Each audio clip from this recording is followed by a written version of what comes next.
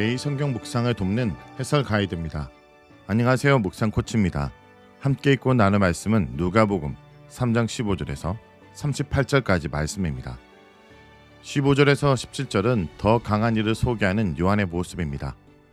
이스라엘의 회복을 간절히 기다리면서 강야에 몰려온 백성은 임박한 심판을 피하기 위해 무엇을 해야 할지 질문을 던질 뿐 아니라 요한이 그 그리스도가 아닌지 궁금해했습니다. 이스라엘의 자유를 소망하며 해방의 통로인 강야로 몰려왔고 하나님이 요한을 해방을 이끄는 그리스도로 세우신 것은 아닌지 알고 싶어 했습니다. 그러나 요한은 자신보다는 다른 사람을 지위와 역할에 초점에 맞춰 소개합니다. 첫째, 오시는 이는 요한보다 강한 분이기에 요한은 그의 신발끈을 풀 자격도 되지 못한다고 합니다. 주인이 식사하러 앉았을 때 신발끈을 풀어주는 일은 하인의 몫이었습니다. 요한은 오시는 이와 자신의 지위는 비교할 수 없는 수준이라고 밝힌 것입니다. 둘째, 요한은 물로 세례를 주지만 그는 성령과 불로 세례를 줄 것이라고 합니다. 요한의 물 세례는 죄와 용서와 구원을 상징했습니다. 물은 더러운 것을 씻는 정화의 역할을 합니다. 씻음 받기를 거부하면 심판으로 기결됩니다. 회개하는 자는 세례를 받고 회개를 거부하는 자는 세례를 거부합니다. 요한은 실제로 죄를 용서하는 능력을 갖고 있지는 않습니다. 물 세례는 죄 용서의 상징입니다. 오시는 이는 성령과 불로 세례를 줄 것입니다. 여기서 성령과 불은 물과 같은 정화와 씻음의 기능을 의미합니다. 다만 물 세례는 구원의 상징이지만 성령과 불 세례는 실제로 구원을 주는 행위입니다. 예수님은 자신에게 오는 자를 구원하기 때문에 구원의 상징인 물 세례를 행하지 않으셨습니다. 요한의 세례와 경고를 받고 회개하여 예수님에게 가는 사람들은 곳간에 모이는 알곡과 같게 됩니다. 반면에 요한의 경고를 거부하여 예수님의 불과 성령 세례를 거부하는 사람들을 예수님은 쭉정이로 간주하여 심판하실 것입니다. 누가는 요한의 겸손과 예수님의 능력을 강조합니다. 요한이 회개를 외치고 그리스도가 시작한 나라에 초대하지만 그에게는 죄 용서하고 구원할 능력이 없습니다. 성령 충만으로 태어나 자랐고 일생토록 강야에서 경건 훈련을 받고 있어도 구원을 줄 수는 없습니다. 수많은 무리가 몰려와도 자신을 구원하는 사람이 아님을 분명히 밝힙니다. 요한은 구약의 예언대로 태어나고 여자가 낳은 자 중 가장 큰 자이지만 가장 낮은 자의 모습으로 사람들의 시선을 예수님에게로만 향하게 했습니다. 그분만이 구원하실 수 있기 때문입니다. 안타깝게도 거짓 선자는 예수님의 능력을 빌미로 사람들을 자신에게 향하게 합니다. 18절에서 20절은 투옥되는 요한에 대한 내용입니다. 요한은 16절에서 17절의 내용 외에도 많은 경고와 교훈을 받아들이도록 권고했고 기쁜 소식을 전했습니다. 기쁜 소식은 하나님이 통치하는 나라가 왔다는 소식입니다. 요한은 하나님의 통치가 시작되었음을 알리는 전령으로서 모든 계층의 복음을 전합니다. 하나님이 그리스도를 통해 다스리는 나라가 왔으므로 악을 행하는 자들은 누구든지 회개하고 하나님 나라를 받아들여야 됩니다. 최고 권력자도 예외가 되지 않습니다. 갈릴리 지역의 권력자인 헤롯은 형제 아내 헤롯디아와 결혼했을 뿐 아니라 악한 행위를 일삼았습니다. 헤롯의 악은 절대 권력으로 자신의 욕망을 채우고 하나님의 경고를 무시하는 것이었습니다. 요한은 도끼가 나무 뿌리에 놓였다는 경고에 예를 두지 않았고 헤롯의 범죄를 단호히 책망했습니다. 하나님이 다스리는 나라는 악이 지배하는 나라를 물리치는 식으로 확장되기 때문입니다. 헤롯은 요한을 투옥시키는 악한 일을 또다시 행했습니다.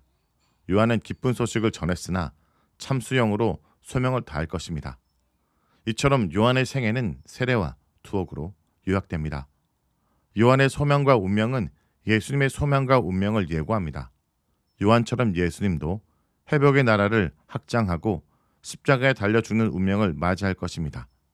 하나님 나라 복음은 고난과 함께 전해집니다. 21절에서 22절은 세례를 받으시는 예수님에 대한 내용입니다. 누가는 시선을 다시 강야의 요단강으로 돌립니다. 강야에 나온 사람들은 모두 세례를 받았습니다. 예수님도 세례를 받으셨습니다. 예수님은 세례를 주실 자인데 당신이 친히 회개의 세례를 받음으로써 백성과 동일시하십니다. 죄인들의 자리까지 낮아진 것입니다. 이런 점에서 세례는 예수님의 낮아지심을 의미하며 그 예수님은 앞으로 십자가에 죽기까지 낮아질 것입니다. 예수님이 세례를 받고 나서 기도하는 중에 세 가지 현상이 일어났습니다. 첫째, 하늘이 열렸습니다. 유대 전통에서 하늘이 열리면 하늘의 비밀이 계시되고 천상의 존재가 강림합니다. 여기서는 예수님의 정체가 하늘로부터 알려지고 성령께서 강림하십니다.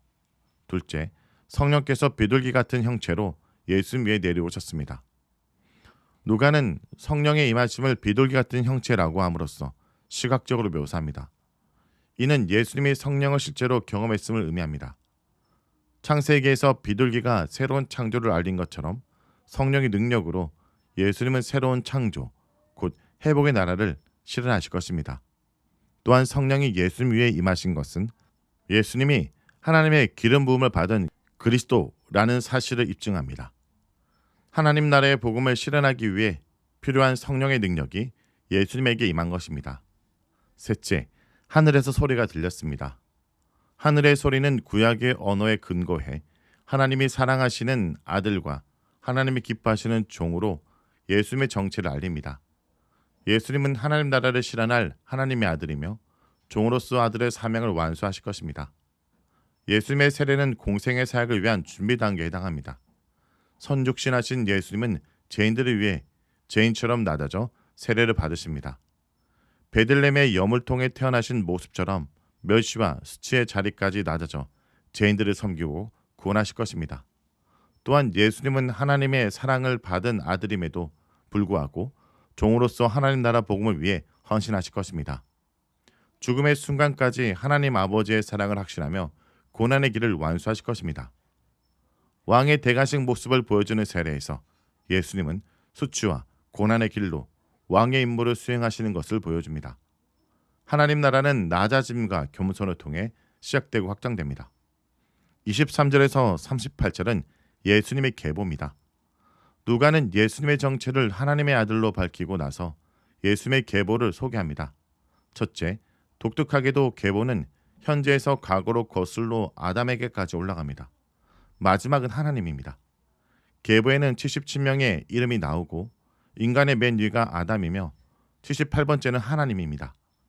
예수님은 아담의 아들로서 온 인류와 계속된 아들이며 참 인간입니다. 아담과 달리 예수님은 사탄의 시험을 이길 것입니다. 무엇보다 23절에 여겨진 것처럼은 사람들의 이해를 가리키는 표현인데 사람들은 그를 요셉의 아들, 즉 평범한 인간으로 이해했으나 예수님은 하나님의 아들이라는 것입니다. 초월적인 존재인 하나님의 아들은 성령의 능력으로 태어났습니다. 둘째, 누가는 예수님과 다윗 사이에 있었던 통치자들의 명단을 의도적으로 뺍니다. 누가는 두 번째 책 사도행전에서도 바울의 비시아 안디옥 설교에서 천년을 뛰어넘어 예수님과 다윗을 연결합니다. 이와 같이 누가는 예수님의 계보를 통해 그가 초월적 의미에서 하나님의 아들인 사실과 약속된 다윗의 아들로서 하나님 나라 통치자임을 강조합니다. 성도 여러분, 예수님은 단순한 정치적 구원자가 아니라 우리 영혼을 구원하시고 우리를 하나님의 자녀로 회복시키시는 분입니다. 우리는 예수님이 성령으로 우리에게 임하시고 하나님의 사랑받는 자녀로 우리를 변화시킬 것을 믿어야 합니다. 또한 하나님의 왕권을 인정하고 그분을 우리 삶의 주인으로 모셔야 합니다. 말씀을 놓고 기도하겠습니다.